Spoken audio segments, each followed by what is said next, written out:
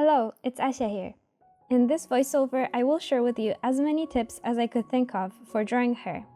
I'll give you my bold model too, so you don't have to stress about drawing the head and can just enjoy coming up with different hairstyles. So, a little disclaimer here.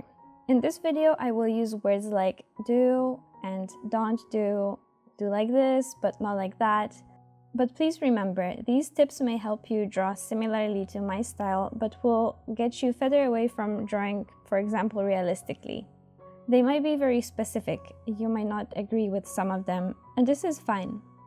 In art, you can break any rules and make this into your advantage. As much as I really want to help, please don't forget the most important rules of them all. First of all, have fun and experiment. And secondly, stay open-minded. It's curious people that make discoveries, and I'm pretty sure you can do all the opposites of what I say and turn it into your own unique style. And that brings me to the sponsor of today's video, Skillshare. Because what you can't learn from me, you most definitely can learn it there. Skillshare is an online platform made specifically for creatives with thousands of classes in everything from illustration and animation to design, photography, and even entrepreneurship. It's built by creatives for creatives, which means the classes are hands-on and really focused on helping you do the work, not just watch it. One class I'm excited to check out is Goal Getter Mini by Bonnie Christine. It's all about gaining clarity and momentum in your creative career, and honestly, that's exactly the kind of structure I need right now to balance everything I'm working on as well as the busy life of a mom. Whether you're just starting or looking to turn your passion into something bigger, there's so much on Skillshare to help you grow at your own pace, including the less fun for us creatives, business and planning side of things. The first 500 people to use my link in the description will get a 1-month free trial on Skillshare. So if you've been following along with this tutorial and want to take your skills even further, this is a great next step. Having said that, here are some of my tips. Warm up and do a few sketches, even of the same hairstyle before moving to the next step. Sometimes art is literally just an accident, and trying out a few times gives you more chances of coming up with something nice. To be honest, I actually started over the base head a few times because I didn't like the previous ones, and I'm happy I did. Try not to start drawing up close, but from further away. I mean, zoom out, so you can grasp the whole shape first. From up close, it's difficult to judge and see mistakes. Of course, start from doing a sketch and don't try to jump into details like drawing single hair or finished line art at the beginning.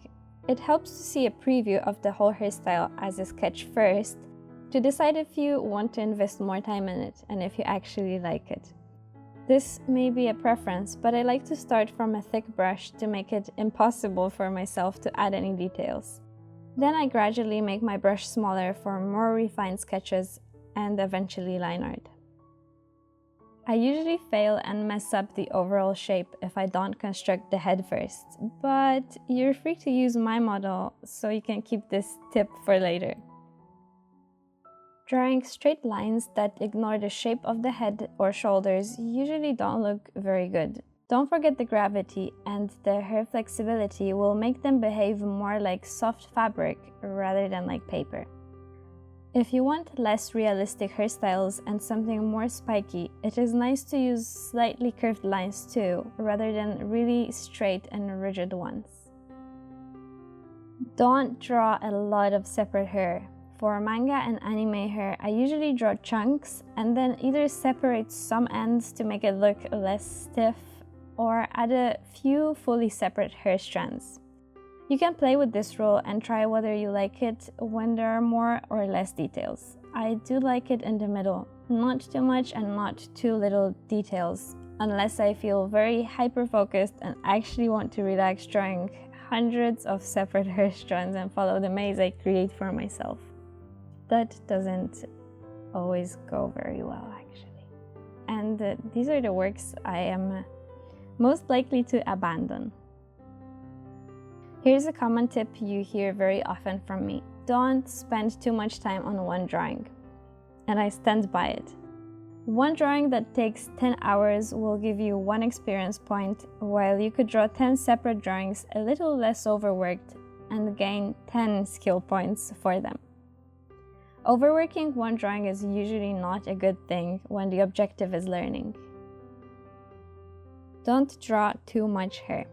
Another tip that you can break and absolutely use it to your advantage, but when I draw, I always think that hair is heavy and that it will give my character neck pains if the hair looks stiff and really thick. Don't draw the flow that doesn't follow the flow, kind of thing. A little difficult to explain, as for me this is a little intuitional, but let me try to show you in some examples of good flow and bad flow. Just judge from those. Try avoiding drawing her helmet and stiff lines.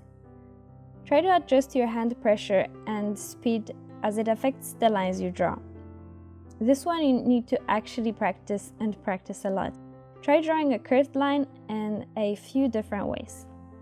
Same pressure but slow at start and fast at the end. Then fast at the start and slow at the end.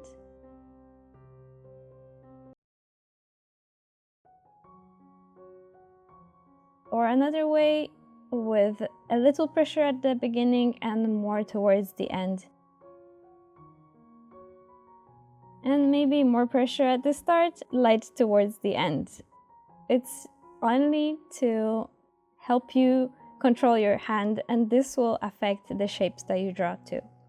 I like to doodle and swirl a lot when I'm not drawing, just to practice the control of the pen in my hand. Flip the canvas sometimes to cross-check your drawings, or use a mirror, flip a photo of a traditional drawing. If you do it once or twice per drawing, it will magically reveal some of your mistakes, but if you do it every 10 seconds, adding up to hundreds of times throughout the drawing process, it will lose its magic. Try to avoid using rigid, regular, and very symmetrical shapes. Slightly irregular shapes look more natural and organic. Avoid using chunky shapes for hair ends. This includes both rectangulars and chunky triangles. Pull out the ends and make them look lightweight. Use references. Drawing fan arts can be good for learning, as we discover a lot of different characters with various hairstyles without too much freedom and pressure to come up with something out of our own imagination. Once you have drawn a lot of different hairstyles, it will be easier for you to modify them and to come up with your own. Diversify your line thickness.